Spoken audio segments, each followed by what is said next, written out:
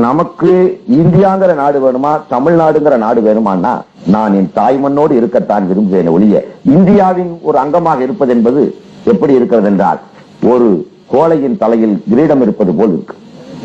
தமிழ்நாட்டின் ஒரு அங்கமாக தமிழ்நாடு தனியாக இருக்க வேண்டும், இயங்க வேண்டும் என்றால் அது வீரனின் காலில் செருப்பிட்டது போல் இருக்கும். கள்ளிச்செடியில் மலராக இருப்பதை விட ரோஜா செடியில் முள்ளாக இருந்து செத்துவிட்டு போவது மேலான ஒன்று. சுய கௌரவம், சுயமரியாதை, நம்முடைய இனம், நம்முடைய சகோதரர்கள், நாம் புரிந்து கொண்ட உண்மைகள், இவைகளை நாமே பங்கிட்டு எது நியாயம் என்று நம்மளால் நியாயப்படுத்த முடியும், எது தவறு என்பதை தட்டி காட்ட முடியும். எல்லா பயலும் அவன் இன உணர்வோடு தான் இருக்கிறான். நாம் என்ன சொல்றோம், நம்ம அந்த தமிழ் இன உணர்வோடு இருப்பது தவறில்லை.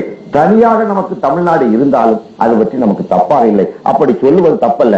தனித்த தமிழ்நாட்டில் தான் ஒரு தலைமுறையின் மாற்றம் ஏற்படும். இந்தியா முழுமையும் மாறி அதற்கப்புறம் நாம் மாறுவோம் என்பதற்குள் அழிவுதான் ஏற்படுமே தவிர இந்த இந்தியாவை திருத்த முடியாது.